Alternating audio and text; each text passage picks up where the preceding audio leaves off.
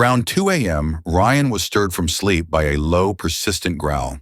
He sat up, confused, and followed the sound to Noah's nursery. There, in the dim glow of the baby monitor, he saw Bruno. The dog stood rigid beside the crib, eyes locked on Noah, lips curled slightly in a growl. Not angry, but alert.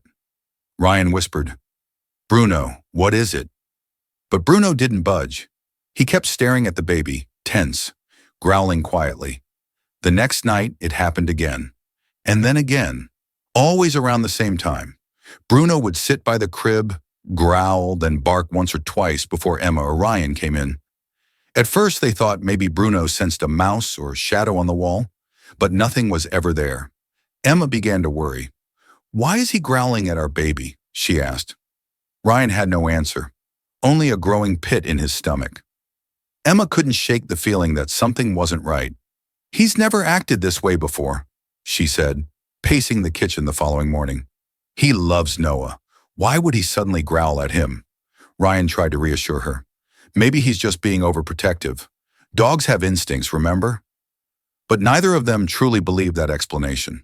Bruno's behavior had gone from occasional growls to full-on pacing and barking every night, and always at the same time, just after 2 a.m. They tried everything, keeping the lights on, playing white noise in the room, even letting Bruno sleep in their bedroom. But if they closed the nursery door, Bruno would scratch and whine until they opened it. The moment he was inside, he would go straight to the crib, growl low, and refuse to leave. Emma began to avoid sleeping altogether. She sat up each night, watching the baby monitor with wide, worried eyes. Ryan searched forums, called the vet, and even wondered if Bruno might be sick. But the vet found nothing wrong. Bruno was healthy, strong, alert. That only made things more disturbing. If nothing was wrong with the dog, then what was he seeing that they couldn't? One night, the tension reached a breaking point. It was just after 2 a.m. when Bruno suddenly let out a deep, sharp bark that jolted both Emma and Ryan from sleep. This time, it wasn't just a growl. It was a warning, a desperate, frantic sound they had never heard from him before. Ryan jumped out of bed and rushed to the nursery. Bruno was already there, standing protectively between the crib and the doorway, his fur bristling, teeth bared. He was barking like mad, eyes locked on something in the shadows near the crib. Ryan flicked on the light. No one. Nothing. But Bruno wouldn't stop barking. He lunged toward the window, growling with such fury that it made Ryan's blood run cold. Emma appeared behind him, clutching Noah to her chest, her face pale. "What's happening?" she cried. Just then, they heard it, a creak outside. Slow, heavy. Ryan's heart pounded. He peeked through the blinds. A figure was running through their backyard, dressed in dark clothes, hopping the fence. Someone had been outside Noah's window, and Bruno had known. Ryan didn't hesitate. He grabbed his phone with shaking hands and dialed 911. Within minutes, flashing red and blue lights lit up their quiet street. 2 officers arrived and began searching the yard with flashlights, following the tracks left in the damp grass.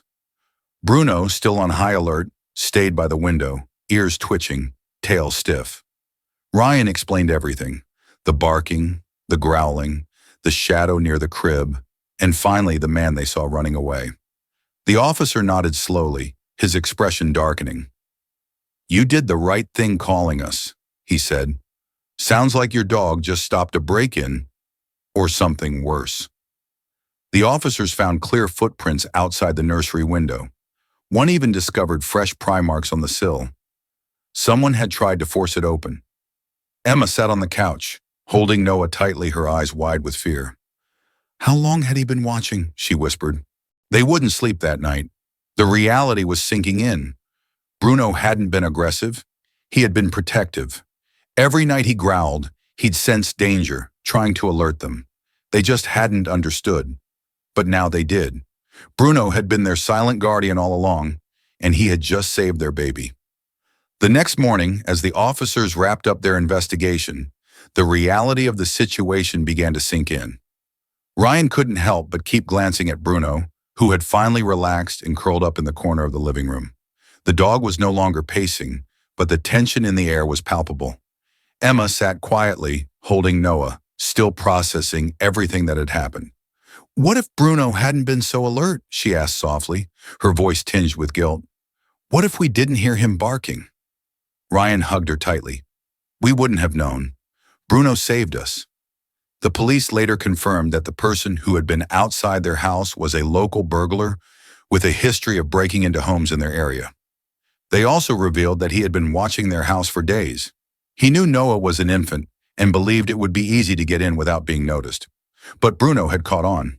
He had detected the man's presence long before they had, and his growls and barks had kept the intruder at bay. It was clear now. Bruno hadn't just been acting out of character.